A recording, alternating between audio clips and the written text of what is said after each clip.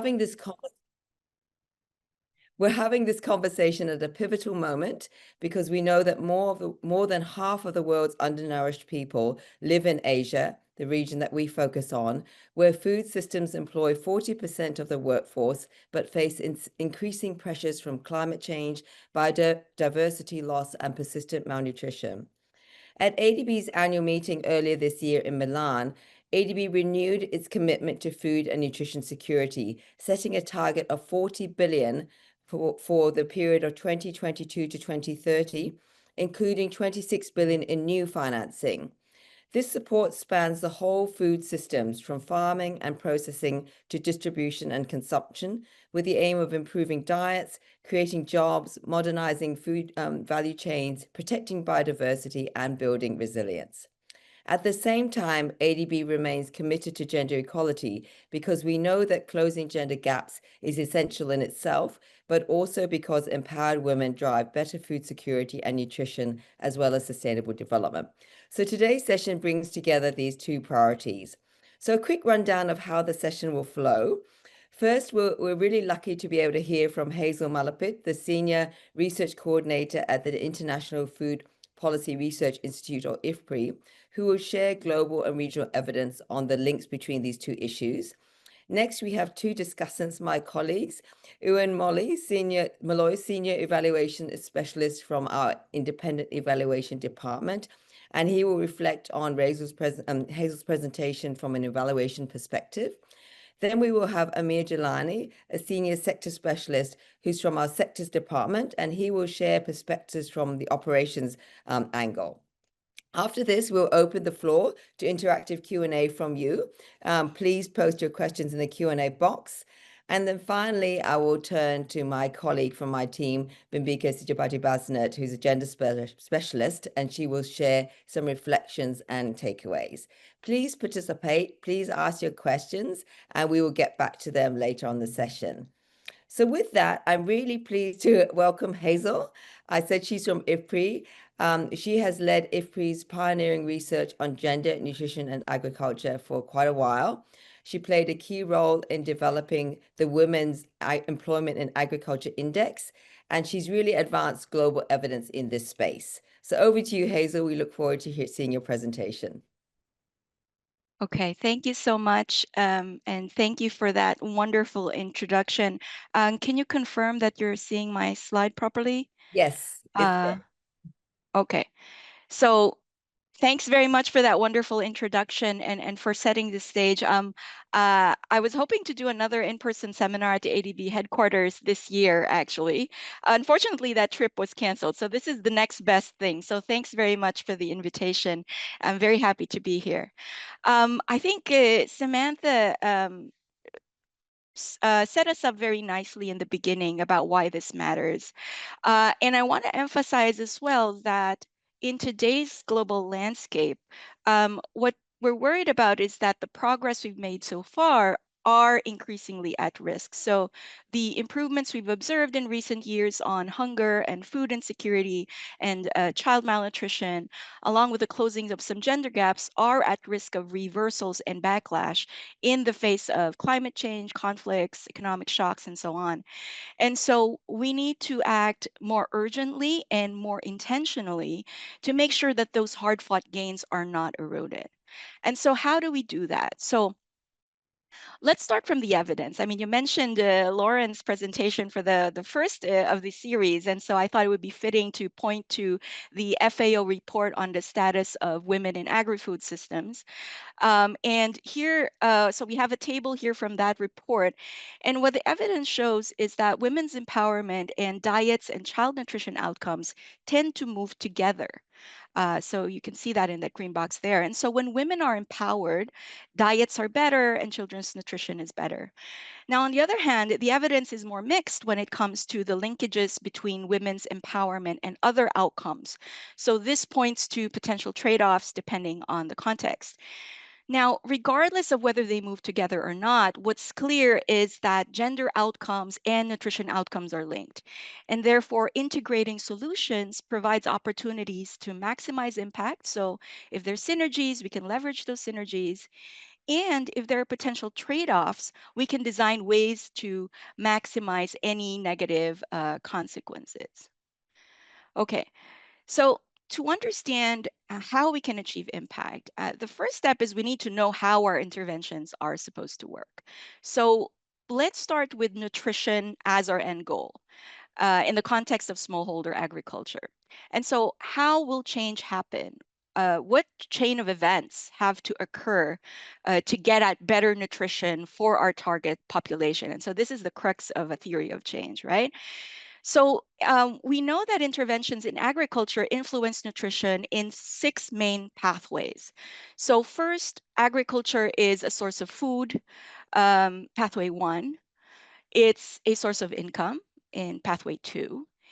And then food prices in pathway three influence the decisions around what households spend on, including nutritious food and health inputs, which would then influence food and nutrient intakes and overall diet quality of mothers and young children. Now, notice the yellow boxes. So, three out of the six pathways focus specifically on women, which highlights how women's empowerment is foundational to children's nutrition. So, in pathway four, women's empowerment influences who in the household participates in agricultural programs, what types of technologies are adopted, what crops are grown, what animals are raised. And this has consequences for what's consumed at home, what's sold in the market, and who eats what. And so women's participation in agriculture could also influence women's time use, which, as we know, because of their gendered role as care providers, has consequences for food preparation and caring practices for young children in pathway five. And then finally, depending on how physically taxing women's roles are in agriculture, particularly during pregnancy and lactation, this could have implications on women's own health and nutrition in pathway six, which can be passed on to their children. Now, of course, we know that gender is not just about women, right? So it's a social relationship between women and men. It's their socially determined roles, responsibilities, resources, and constraints. And so what we call gender norms are always operating in the background. And so these are the rules that govern what women and men can and cannot do, what decisions and areas of life are in their domain. And so, while the three pathways have a special focus on women, in fact, all of the pathways are influenced by gender in some way. And so, understanding the pathways and how they're linked is important for figuring out whose behavior we want to change and how. And it can also help us anticipate the ways that our interventions might result in unintended consequences. So, for example, interventions that intensify women's participation in agriculture might improve household income, but ignoring how women's workloads might shift could also result in negative impacts on nutrition. And so, in this framework, we're focusing on agricultural production as the main livelihood. However, we can very easily extend this to all types of livelihoods. And so basically any activity that people do to generate income and access food. And so, so far we've covered how we can achieve impact on nutrition as our end goal. And so next, let's explore how we can achieve impact on the gender outcomes.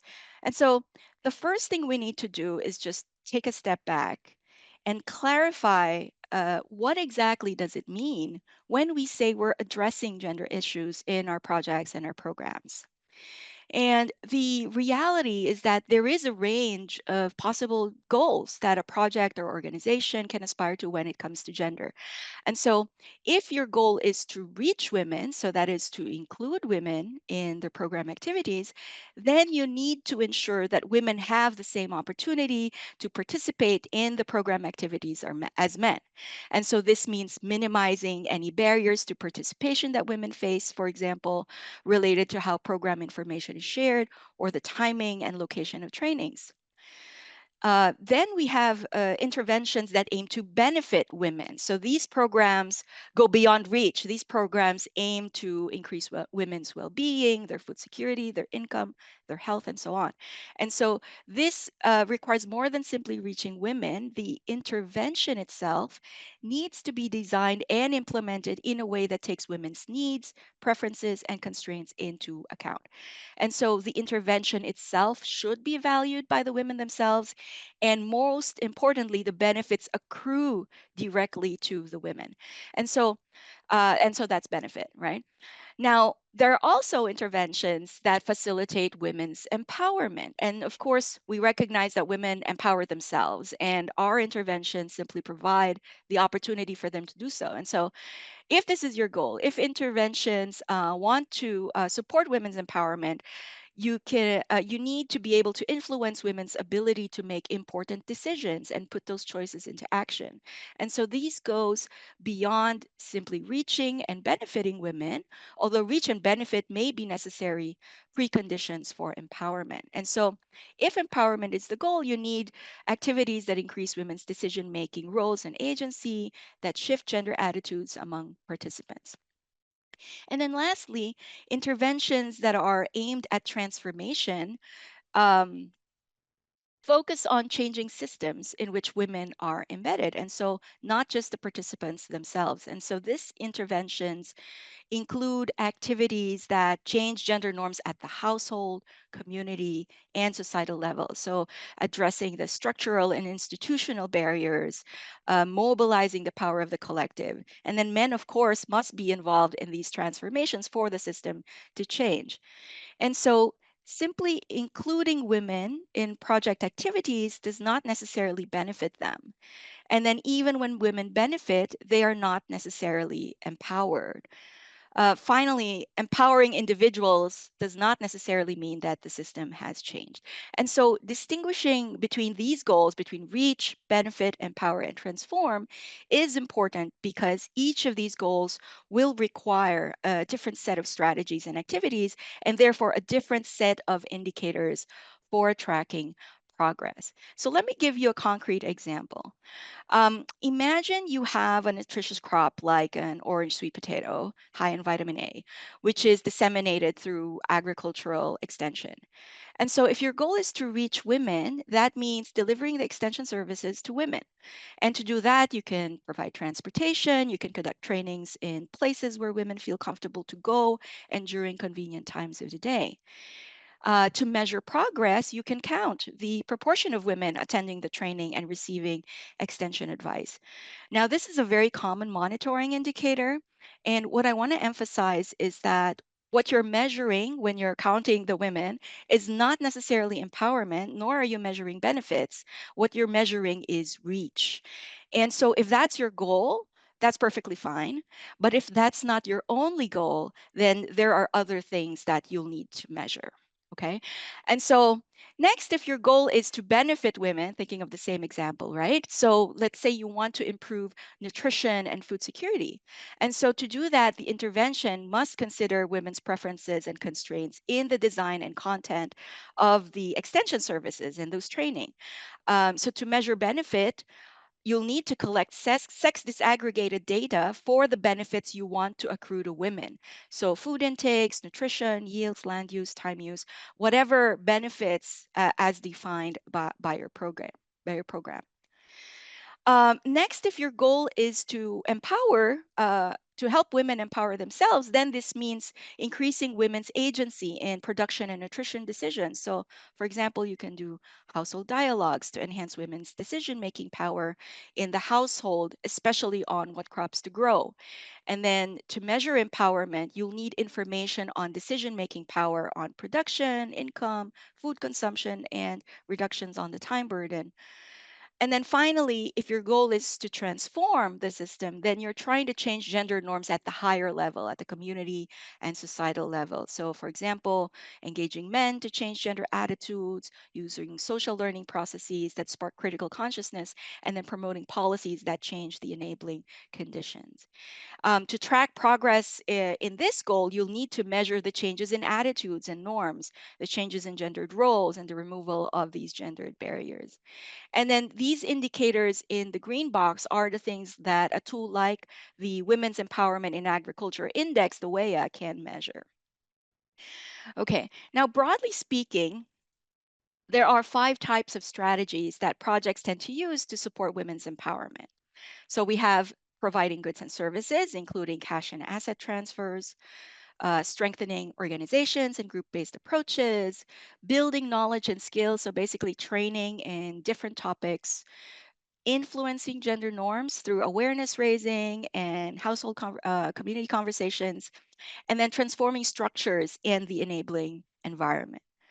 And so let's now go to some project examples. Let's see how this looks like in practice. And so here, uh, I brought 3 examples of projects implemented in Asia and led by other IFPRI colleagues.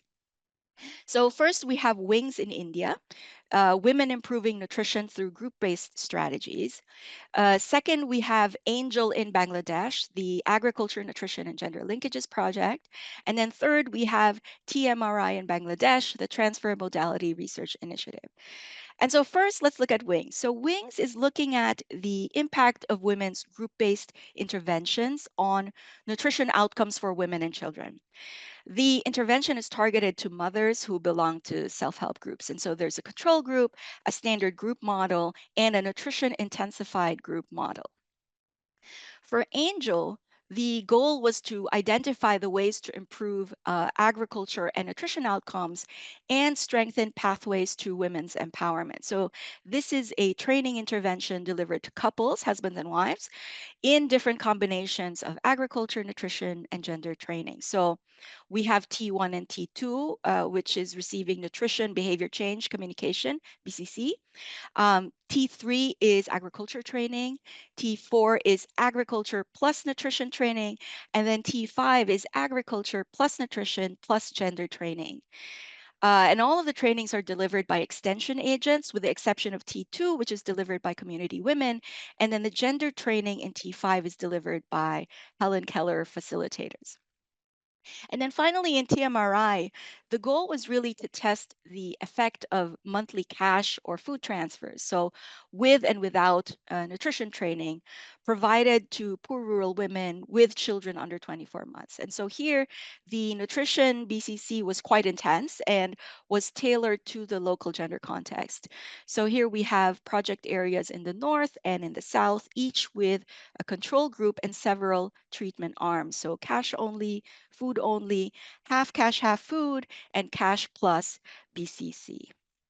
Okay, so now before we get to the results, I wanted to show you how we can use the pathways framework we discussed earlier to map out the theory of change for Wings.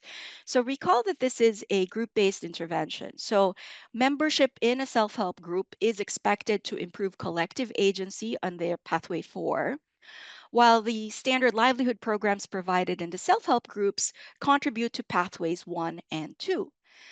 The nutrition intensified model, which provides nutrition and health information, contributes to behavior change, leading to better food choices, better diets, and better child feeding practices in pathways 5 and 6.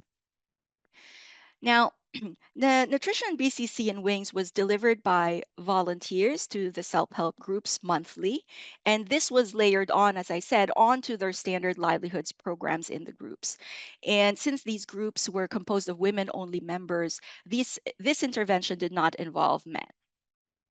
Now, the impact evaluation found that the nutrition BCC had no impact on women's BMI and women's dietary diversity.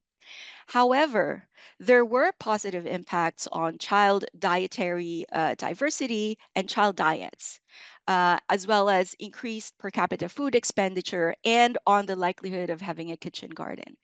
And so the nutrition intervention by itself had null impacts on women's empowerment, although a separate analysis showed that belonging to a self help group improved the empowerment measures. So it was the group membership that was empowering and not the nutrition intervention.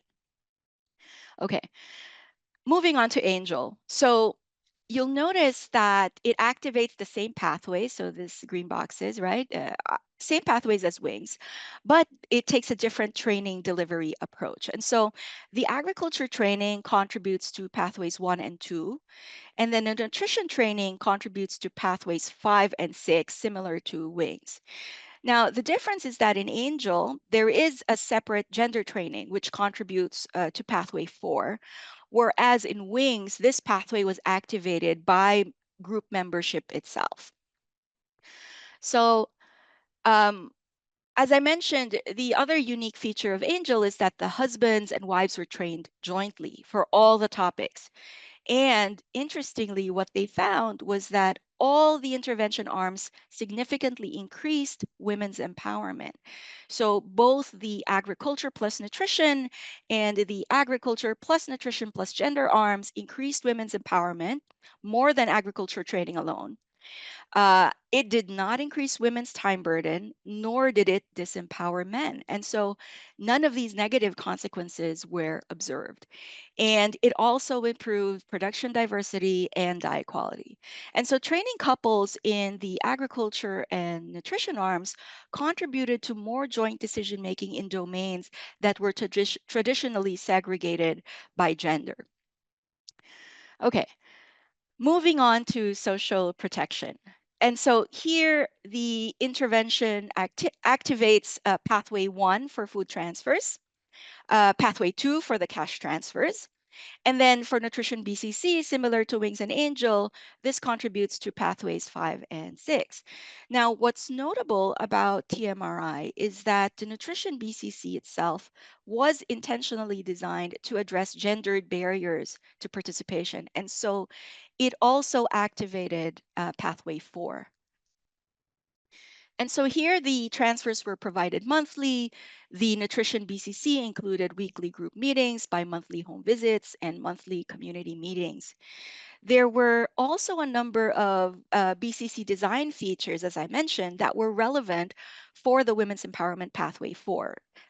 These include inviting husbands and mothers-in-law to the nutrition sessions monthly, sensitizing the community on the importance of women attending the BCC, and being sensitive to local practices like observing female seclusion norms in the training setting.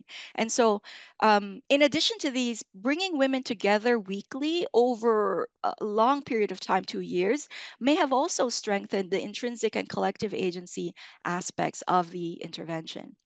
So these design features supported women's ability to engage intensively in the intervention.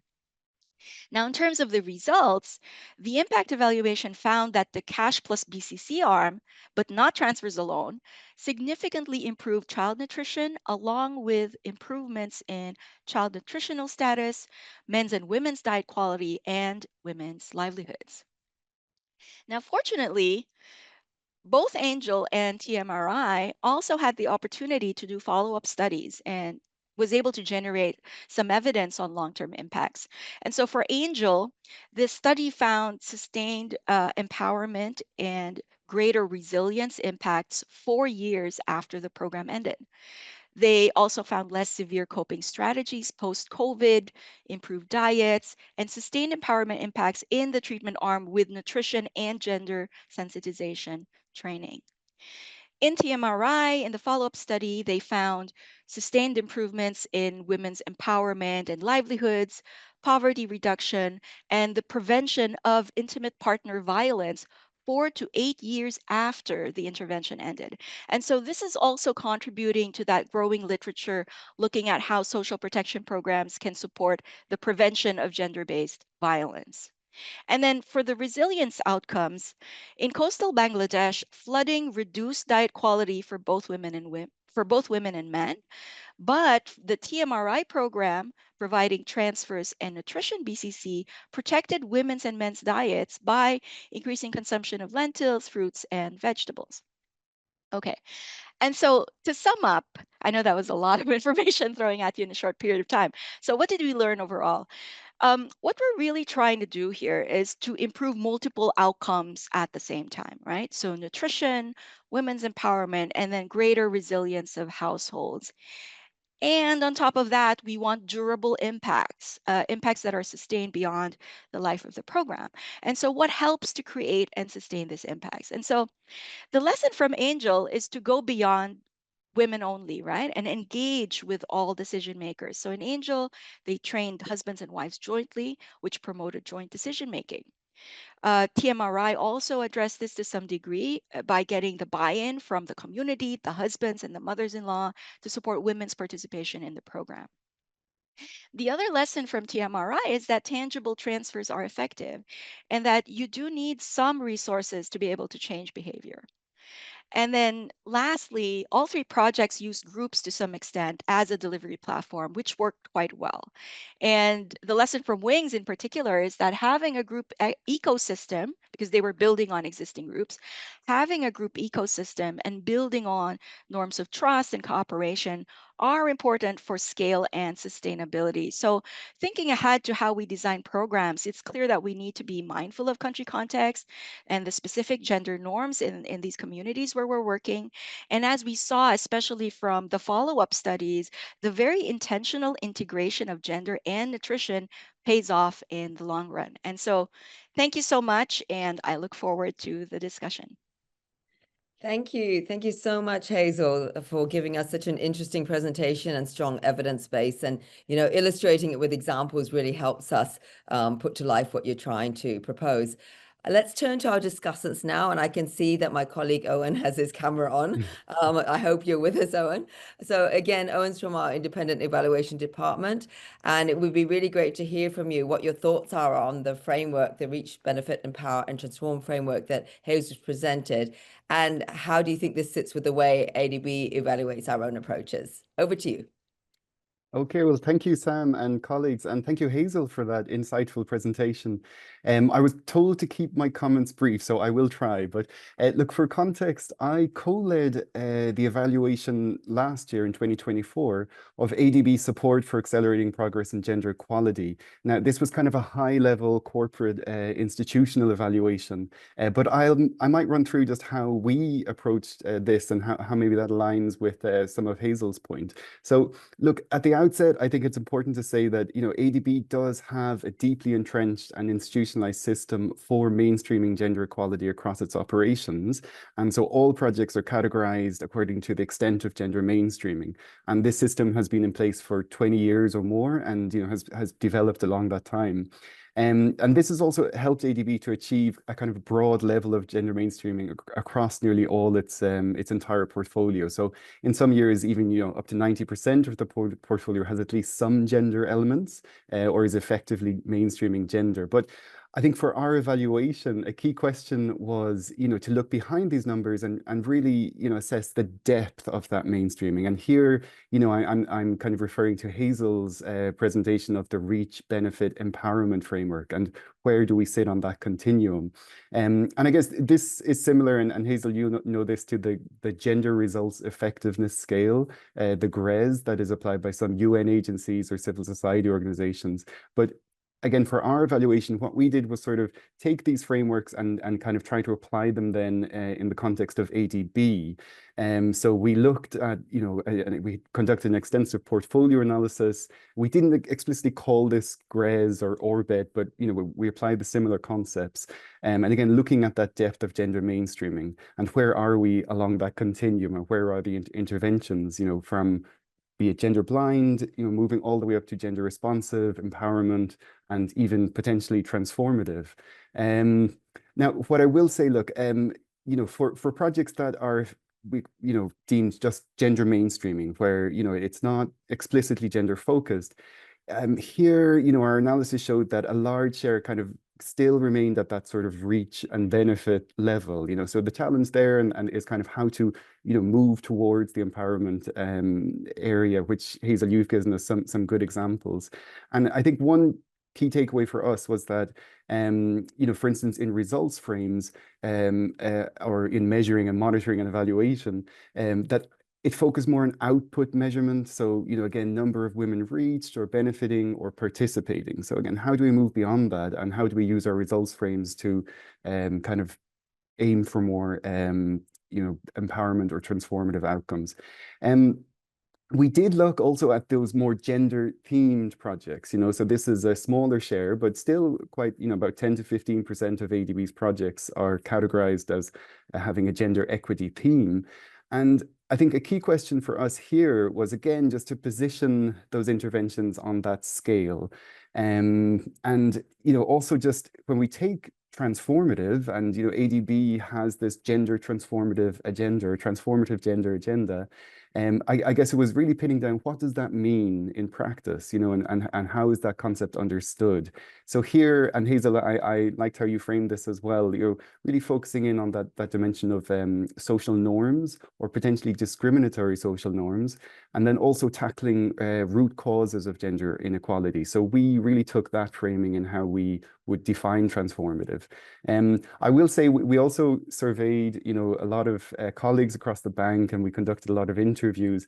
And look, one thing is that there's still a bit of misunderstanding as to, you know, what transformative action means in practice. So, you know, one takeaway is that, you know, before we apply these frameworks, it's important to have a sort of common grounding, common understanding, and agreed definitions of what is transformative, but also crucially what is not transformative, you know, so that we don't just add the word, you know, but that we actually really strive towards tackling those social norms, social norm change, and root causes again. The other thing, though, of course, that we do highlight is that this is much more difficult to do, right? It requires a much longer time frame. And as you said, Hazel, it requires working with, you know, the full gambit of stakeholders in a much more kind of you know, a kind of intentional way. And, you know, again, this can't even be achieved probably in just one single intervention. So, you know, it requires a sustained engagement. But the point here from my perspective in the independent evaluation department, it's, I guess, that we should set that bar high, you know, that transformative is at the very high end of that scale. And, you know, it's only a few projects that would even get to be potentially transformative. I know that our colleagues in the Gender Equality Division do incredibly hard work in screening all projects and kind of trying to keep that bar high. So what I'll say just really then quickly, you know, just maybe on nutrition. So look, from the outset, again, it wasn't an explicit focus of our evaluation. Now, that's partly because our scope was so expansive. But I should be honest and also say that, you know, it's not really an explicit focus in many ADB projects. I did a quick scan of our in our sample, for example, and I could only find just the word nutrition in a few examples, which I hope colleagues today will highlight because that's important to get those best practices. But, you know, having said that, just because we're not measuring such outcomes, it doesn't mean that they may not be there. So that's another point that, you know, we probably should improve our measuring frameworks. And look, one final point from me, ADB is undergoing a lot of work right now on defining development impact and what that means for the institution. So I think there are pilots underway to measure development impact. And this is being led by the Economic Research and newly named Development Impact Department. So I think Hazel's presentation and indeed the work of colleagues, you know, even organizing this webinar, I think, you know, linking gender and nutrition, I think that fits in nicely with what the organization is trying to do in terms of, you know, framing its support on development impact and defining that. So I think there's an entry point there for nutrition as well, and tying that to gender. And I hope that we can pursue that. And just to say that there is precedent for this. I used to work at the International Fund for Agricultural Development, IFAD, and there indeed also in the framing of impact, it includes nutrition indicators, and also in how we framed gender equality and women's empowerment in our metrics included an element of nutrition. So lots of food for thought. Thank you, Hazel, and I'll end there. Thank you. Thanks very much, Owen, for always giving us lots of food for thought. And just for the information of the audience, the evaluation that Owen worked on last year has very much is steering our direction going forward. So I'll turn now to Amir. You're with us, Amir, from an operational perspective. Really appreciate your thoughts and reflections on Hazel's presentation. Yeah, thank you so much, Samantha, for the question, and of course, Hazel, my former IFRI colleague, for that great presentation. I really like the RBET framework because I think it is important to distinguish between strategies and activities that reach and benefit women from those that facilitate empowerment and then go further to transform gender norms and structures. And if we are serious about empowerment and closing gender gaps in a sustainable way, we need to give women real agency and change attitudes at a community and societal level. At ADB, I think we're trying to hold ourselves to this higher standard, right? Including in the way we classify and think about the contribution of our projects to gender equality. And Ian touched on that from the evaluation IED undertook. You don't really get any brownie points for showing that 50% of participants in some random training were women. You really have to be much more intentional in how you design, implement, monitor, and evaluate projects that aim to promote women's empowerment and gender equality.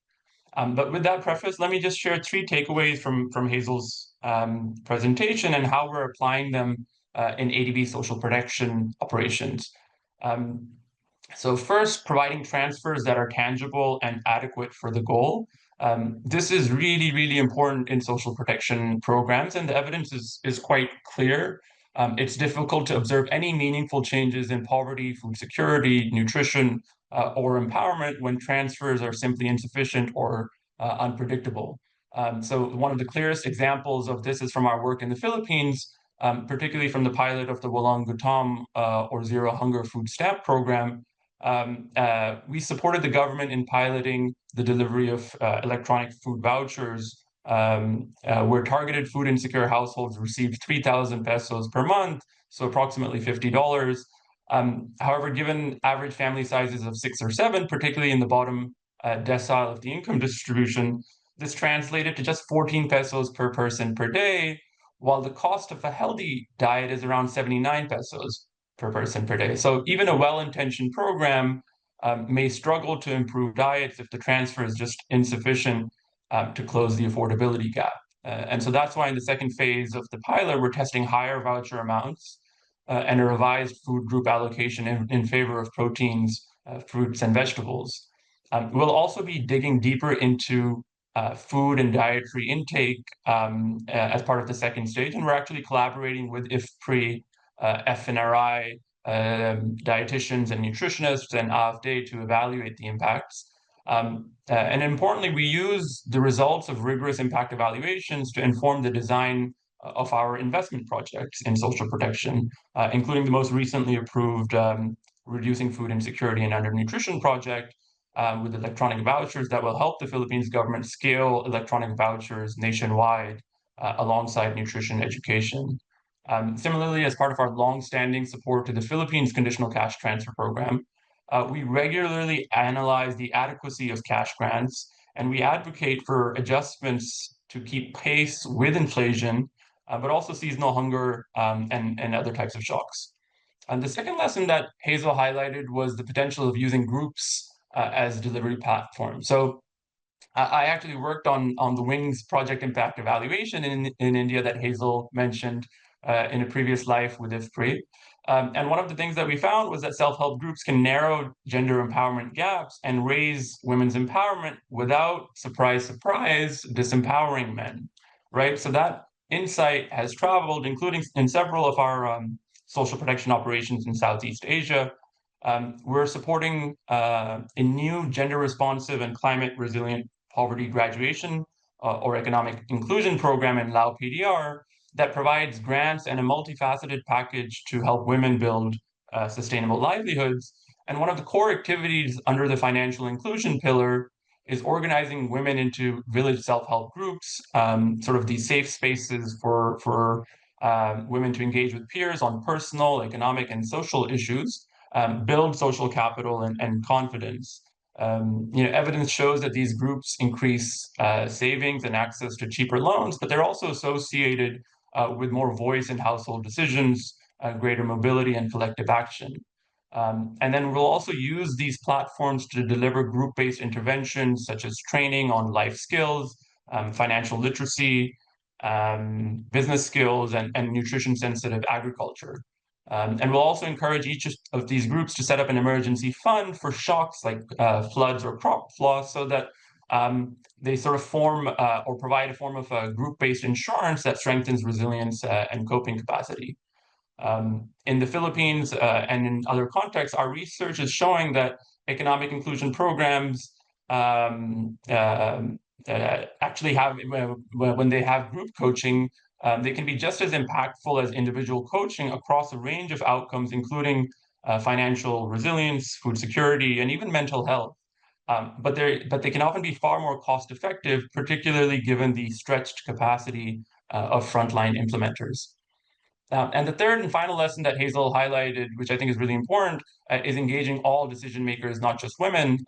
This is critical if we really want to make a meaningful impact on human capital development outcomes among women and children, but also to shift gender norms, attitudes, and structures at the community level so that we can sustain some of the progress. In the Philippines, our support to flagship social assistance programs continues to prioritize both men and women as part of complementary behavior change interventions, even if women are the primary recipients of cash or vouchers. This is true in the family development sessions of the 4Ps program and in the nutrition education sessions of the Walang Gutom program. And the aim really is to promote shared responsibilities and decision making. In Laos, the graduation program includes facilitated joint discussions with women and their partners, covering a wide range of topics, including gender roles and norms, nonviolent conflict resolution, and really setting a joint vision for the family. And they also tackled the practical side, so sharing division of labor in the household budgeting, setting financial goals, coping with financial stress. And these conversations at times can help households function more equitably and respectfully. So just to close, adequate and tangible transfers that are appropriate given the objective of the program, leveraging group platforms and engaging all stakeholders. I think these are not just nice to haves, they're really what make the difference between inputs and outcomes, between handing out resources and really improving diets and agency and resilience. And from my perspective, I think collaboration with institutes like IFPRI really allows us to generate and share evidence and good practices in ways that make our investments more impactful at scale. So I'll just close there. Thanks. Thank you, Amir. Thank you for bringing it back to ADB context and operations. And it was really nice to also have the IFPRI connection there going on in the background. So we have maybe about 12 minutes or so for some Q&A. And so if you have questions, please put it in the Q&A box. But Hazel, you might have already seen some coming in on the chat. So maybe we can start first with, there's two questions from Hema, who actually is our gender economist in the Economic Research and Development Impact Department that Owen referred to earlier. So I might just read out her two questions so you can address them together. The first one is asking you about what the empowerment and agency outcomes were defined. How were they defined in the project?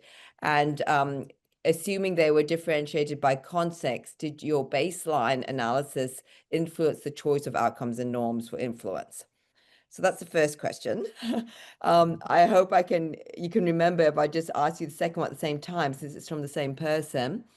The second question is that given that all project interventions may not be able to conduct treatment arms in a way economists think about it, how would you think about your framework to accommodate a range of evaluation methods, including mixed methods and qualitative methods? And do you have any examples? Thanks. Okay. So I mean, it's helpful that it's in the chat because then I can refer to it. I don't need to hold them in my head. So the first question is on what were the empowerment and agency outcomes. I think Wings and Angel, they were both part of this portfolio that developed the project level Women's Empowerment in Agriculture Index, PROEA. And so both of them actually implemented the same instruments for measuring women's empowerment. There are 10, before it was 12 indicators that measured different aspects of agency. And so at least for Angels and for Wings, the indicators were defined sort of together as part of that effort, that portfolio. TMRI is slightly different. It was not part of this portfolio, but it also, well, same people working on the other projects we're working on that informed definitely the types of agency outcomes that were measured there. And I don't have them at the top of my head there, but there have been many, many, many papers produced out of TMRI, and there's a whole lot of empowerment and agency outcomes, but they're very detailed. And so I think, we don't have time to go through, but I'm happy to pass on. I think the PowerPoint deck that I have does have some links, embedded links to the papers. On the reach, benefit, empower, and I guess, in answering this, I could touch on a little bit too what Owen was saying about how to apply it to a portfolio. First of all, I think whether, what types of methods you use for evaluation is a kind of a separate topic. That's, I think, distinct from understanding, what goals you have around gender. Now, the nice thing about reach, benefit, empower is that it's actually super flexible. You can apply it, within a project. Like some, activities are doing reach, some activities are addressing benefits, some are doing like empowerment and transform, even within one project. And I think in the examples I gave, there's some of that. You can apply it across time, like across a portfolio, like like think of it like in an in an ADB, like a cross-sectional portfolio.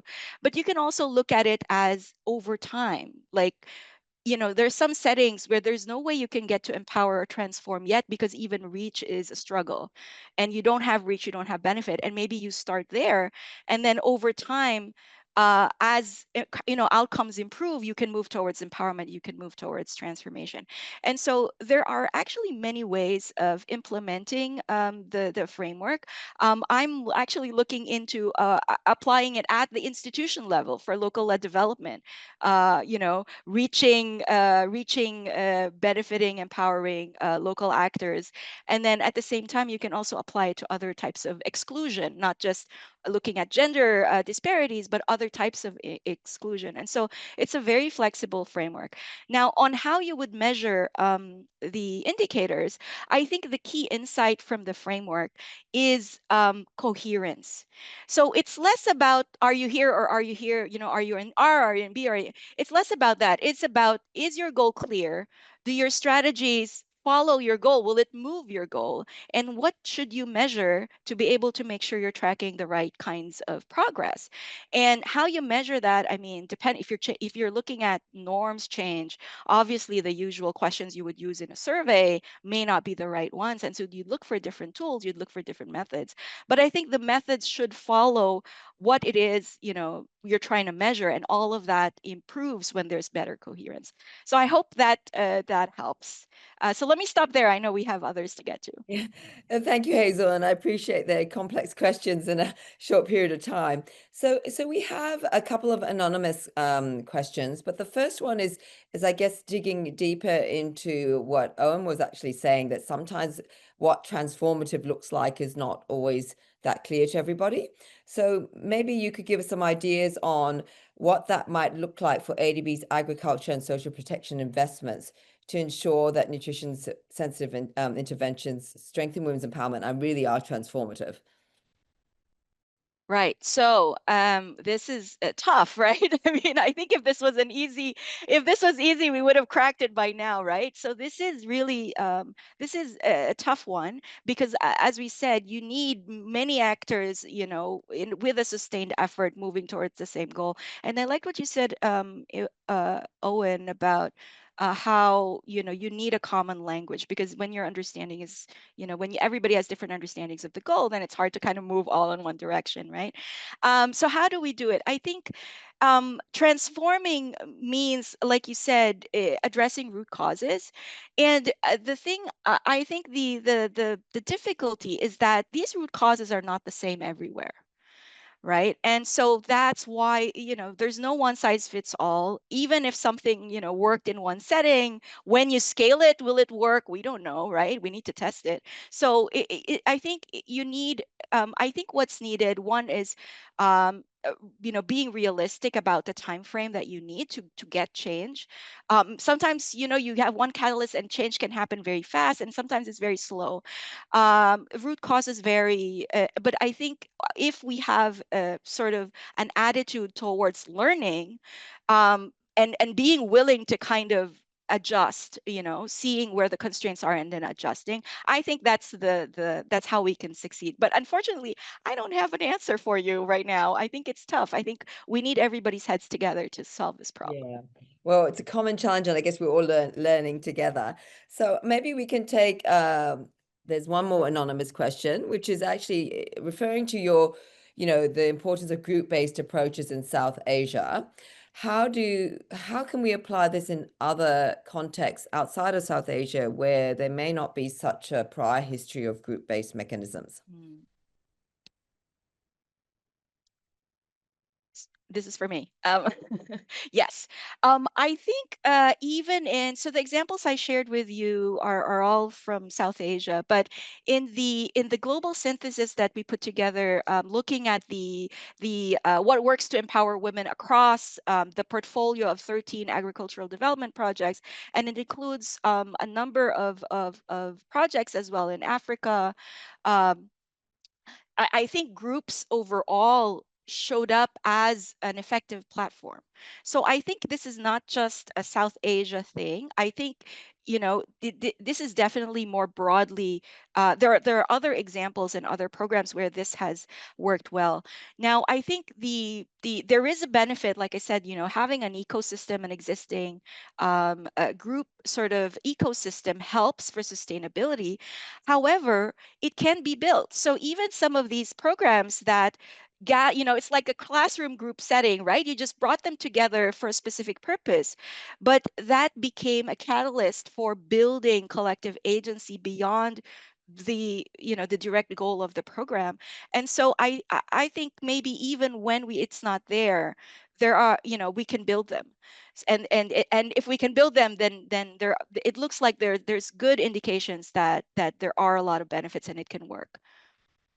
So I hope that's No, and helpful. absolutely, I do agree with it. And indeed, they may look a bit different, but there are similar mechanisms in other regions. Yes, exactly. Mechanisms. That's the word I was looking for.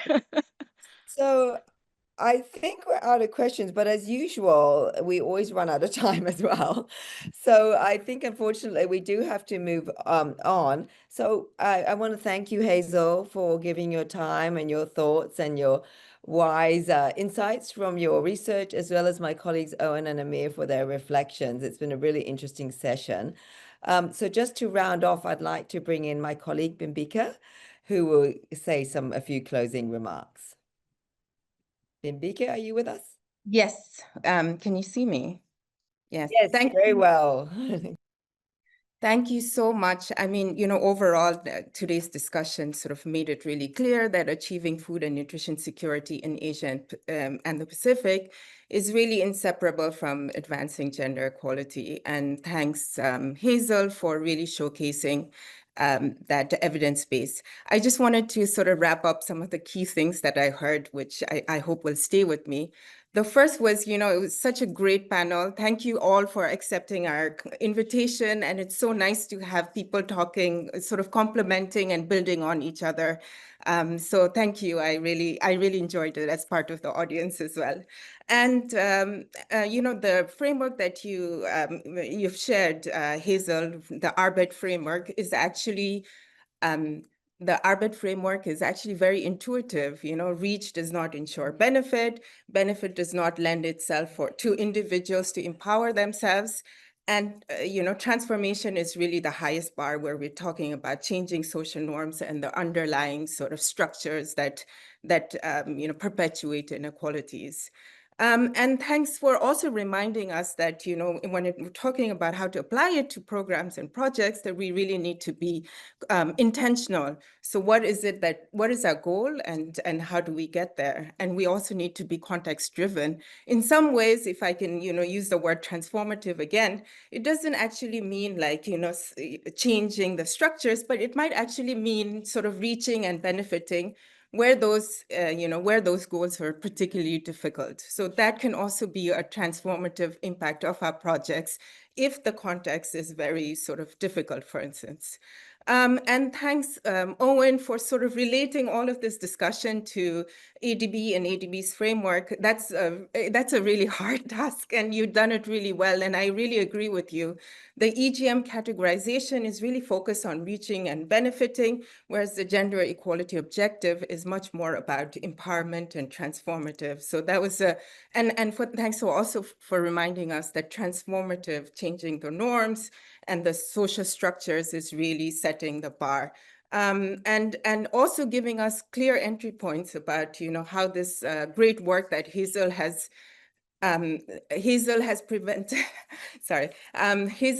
presented can also, provide entry points for ADB, both in terms of, the development impact, how to ensure that we are talking about multiple benefits, and how to ensure that, in sort of focusing on certain benefits, we're not actually, leading to trade-offs for women. So those were really important insights. And finally, Amer, I think you wrapped up like some of the key takeaways that Hazel shared in her presentation really well. The focus on multiple benefits, the importance of doing evaluations and using that evidence and evaluation to inform projects. The importance of focusing on group-based approaches, engaging all stakeholders, and ensuring that we're really talking about tangible and adequate benefits. And thanks for, giving concrete examples of your projects in Philippines and Laos to sort of set the context and also show us that, Hazel's examples from India and from South Asia actually carry over to other geographies. So on that note, I would like to thank all of you again, and for the audience for the engaging questions. Before we end the webinar, we would really like to invite everyone to please answer the evaluation form. Please scan the QR code on the screen to fill out the form. Thank you once again for joining us. The session is part of a series of knowledge events in collaboration with our colleagues from AFNR sector group. Our next session will be on showcasing ADB's results and innovations in supporting women and girls in agriculture, food, natural resources, and beyond. So please stay tuned, and I hope you will join again. Thank you again. This is a big thanks from all of the team for supporting us and for being part of this engaging discussion. Thank you. Thank you so much, everyone. Thank you. Bye, everyone. Thank you. Bye.